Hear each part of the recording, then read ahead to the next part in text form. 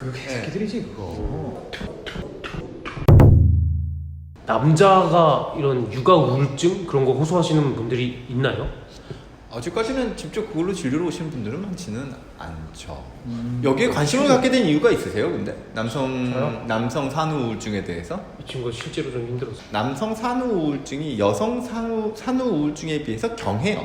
여성 같은 경우에는 첫 번째는 호르몬의 변화, 그리고 실제로 육체적인 변화가 일어나죠. 몸이 점점점 이렇게 배가 나오는 것들을 경험하게 되고, 본인이 원래 가지고 있던 삶의 형태에서 아무래도 확 바뀔 수밖에 없죠. 그리고 출산 이후의 책임감, 이 세 가지를 대부분 꼽거든요. 생물학적인 변화나 사회적인 적응, 책임감. 남성도 근데 거의 유사하다고 얘기를 해요. 다만 그 강도가 여성이 훨씬 더 센 거죠. 사회적인 적응이랑 책임감은 공유하는 영역이죠. 그렇기 때문에 남성 산후 우울증이 있으신 분들은 대부분 아내분도 산후 우울증이 있으실 가능성이 높아요. 아 그런가요? 둘 다 우울해하고 있으면 그럼 애는 어떻게? 근데 어떻게 보면은 남자가 막 이런 산후 우울증 이런 걸 겪는 거는 이제 조금 공감 능력이 좀 있는 사람들이 그렇게 하겠네요. 그냥 아예 독고다이로 애 네가 키워 이런 사람은 그냥 이렇게 막 밝게 지낼 수 있는 거 아니야? 그래서 그런 거죠. 남성의 육아 참여도가 높아졌어요. 미국 내에서만 하더라도 최근 한 30-40년 사이에 남성이 애를 돌보는 시간이 3배가 늘었다는 보고가 있거든요. 근데 우리나라에서도 예전에 비하면 아빠의 역할이 되게 많이 커졌죠. 아까 전에 얘기했던 야 너가 낳았으니까 네가 챙겨 이렇게 하고 내가 얘기했어요, 얘가. 제가 얘기했어요. 그 시기에 양육을 제대로 못 받으면 결핍이라고 그러죠. 큰 다음에 엄마 아빠가 뭐 조금 사이가 안 좋아지든 뭐 애랑 싸우든지 해가지고 문제가 생기면 저희가 그거를 갈등이다라고 표현해요. 아주 아기 때부터 제대로 된 돌봄을 못 받아서 정서적으로 영향을 받는 건 결핍이라는 표현을 써요. 갈등하고 결핍은 하늘과 땅 차이예요. 내가 팔을 다친 것과 내가 팔이 없는 건 하늘과 땅 차이죠. 그렇기 때문에 출산 전후에 엄마나 아빠가 정서적으로 건강해야 될 필요성이 더 커진 거죠. 재밌는 건요, 남성 산후 우울증에서 재밌는 건 임신 직전, 임신 직후, 출산 직후, 출산 1년 뒤, 이 중에서 남성 산후 우울증이 가장 높은 시기가 언제일 것 같으세요? 출산 직후. 출산 직후. 난 진짜 정확했어. 저도 출산 직후. 여성 입장에서는 출산 직후가 제일 커요. 실제로 여성 산후 우울증 비율은 한 15%? 10%에서 15% 정도를 통계를 잡아요. 가벼운 우울감을 느끼는 거는 거의 높게 잡히는 경우는 70%까지 잡혀요. 남성은 대부분 한 9%대에서 왔다 갔다 거린다 그래요. 근데 가장 빈도가 높은 시기는 임신 직후가 좀 더 높아요. 임신 직후가 13%까지 언급이 되거든요. 네. 임신 직후에 13%, 그리고 출산 직전에 한 10%, 그리고 오히려 출산 직후에는 한 8%까지 떨어지고요. 네, 출산 1년 뒤에는 한 7%대 후반 이렇게 언급을 하거든요. 그래서 임신 직후에 남성 산후 우울증이 조금 더 크게 느껴진다. 왜 그러지? 그러니까 여성 산후 우울증은 생각보다 분석도 많이 돼 있고 연구 결과들도 많아요. 근데 남성 산후 우울증 같은 경우에는 그 연구와 관련된 내용들이 많지 않아요. 근데 난 왜 임신 직후인지 알 것 같아. 제일 그 불안이 실체화하는 딱 첫 시기라서 아마 그런 게 아닐까. 사실 애가 딱 나오면은 뭐 그 부담감이 계속 있기는 있는데 받아들일 수밖에 없잖아. 어쨌든 이제 받아들일 수밖에 없는 거고, 또 막 애기 키우느라고 막 몸 엄청 많이 쓰고 그러다 보면 그럴 새가 없어. 네, 막 이런 부담감을 느낄 새가 좀 적긴 한데, 이제 임신했을 때는 그때 진짜 생각이 머리가 많아지는 복잡하지. 많아지는 뭘 해야 되지? 시기가. 그러니까 아까 얘기했던 산후 우울증, 그러니까 정확히 얘기하면은 산전 산후가 다 포함되어 있어요. 여기서 산후 우울증과 같은 경우에 3가지 얘기를 했잖아요. 생물학적인 거, 사회적인 적응, 책임감에 있어서 남성들이 더 중시하는 것은 책임감 영역인 것 같아요. 근데 그 책임감이라는 문제는 임신을 하게 되는 순간, 그걸 아는 순간 남성들한테는 현타처럼 팡 오죠.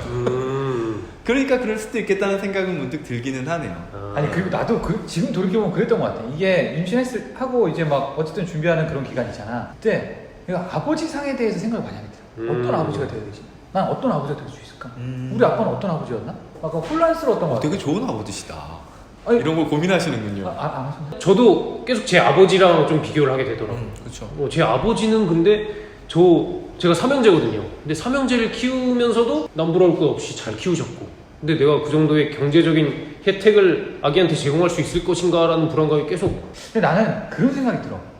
이게 롤모델이 사실 없었기 그쵸. 때문에 정확하게 네. 표현하신 거예요, 정말. 그 우리 아버지 상은 있지만 그게 21세기에 맞는 아버지 상은 솔직히 좀 다르죠. 달랐거든요. 네, 네, 네. 그러니까 지금 이 시기에 이 세대에 얘한테 맞는 또 저희는 아들 둘이니까 딸이고, 그러니까 얘한테 맞는 아버지 상은 뭐지? 이런 고민들이 계속하게 되고, 그 이런 고민들과 또 사회적인 어떤 그런 어떤 경제적인 어떤 그런 부담도 있는 상황에서 또 그런 데서 약간 복합적인 게 어느 날은 진짜 좀 약간 심할 때가 있어. 잘 때 막 그 생각만 나는 거야. 아, 내일은 얘 씻기고 또 은행 갔다가 회사에서 막 이런 생각하다가 잠이 안 올 때가 있었거든요.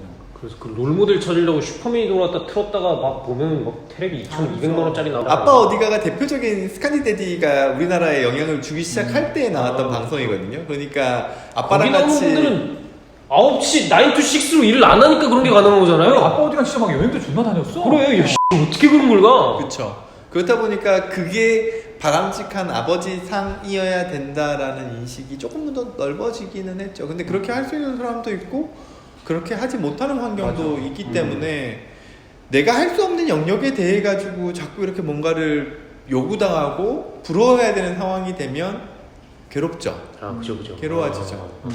갑자기 지금 사는 동네에서 굉장히 만족을 했었거든요, 원래는. 근데 애를 낳으니까 갑자기 이사를 가야겠다는 그런 생각이 들더라고요. 그러니까요. 저만 하더라도 결혼할 때는 그냥 되게 번화가에 있는 오피스텔에서 그냥 오손도손 편하게 살고 싶었는데 애가 태어나는 순간 배우자가 얘기를 보통 여기 좋다, 그지, 거기 그지. 좋겠더라, 여기 좋대. 근데 결국에 좋으면 뭐해? 그거 옮기려면 우리의 어떤 그런 경제력이 그지. 수반돼야 되잖아. 그러면서 그걸 이게 말 꺼내는 것 자체가 우리한테는 압박으로 다가오니까. 아니 그냥 좋다고 여기 그러니까 끝나잖아. 거기에 대한 부담감은 남녀가 공이 느낄 거예요. 아빠가 느끼는 것만큼 엄마도 느끼겠죠. 뭐 결혼이나 뭐 출산이나 이런 거에 대한 부담이 커지는 사회가 돼버릴 수밖에 없었으니까. 그렇죠. 그럼 이런 우울감을 좀 느끼는 분들이나 아버지들 이런 분들은 좀 조언을 드린다면 어떤 게 있을까요? 당장 뭐 우리 병원으로 와라 뭐 이런 것도 좋고 열려 있다. 아니죠. 뭐 그 이공민 선생님을 사람들이 검색해보세요. 그 사람들이 다 정신과에 와야 될 필요는 절대로 없어요. 아까 얘기했던 이제 대충 남성 산후 우울증의 빈도가 한 10%?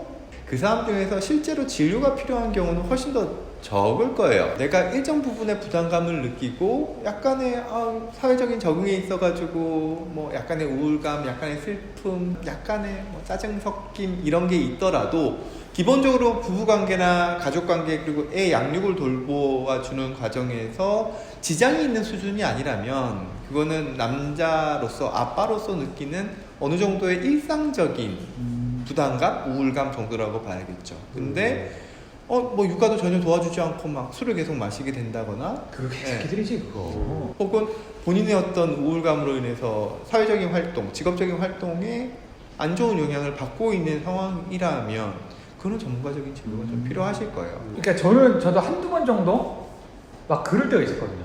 막 갑자기 무기력 다 하기 싫고 그리고 와갖고 안 했어요 아무것도. 한 하루 이틀? 2, 3일 정도? 주말에 그냥 영화 보러 가기 혼자 얘기하고 그게 새끼들이지. 근데 현실적인 조언이라면 전 차라리 비슷한 고민을 가지고 있는 사람들과의 소통? 야 그럼 이거 우리 채널을 봐야겠네. 그런 것도 도움이 되실 수 있죠. 충분히.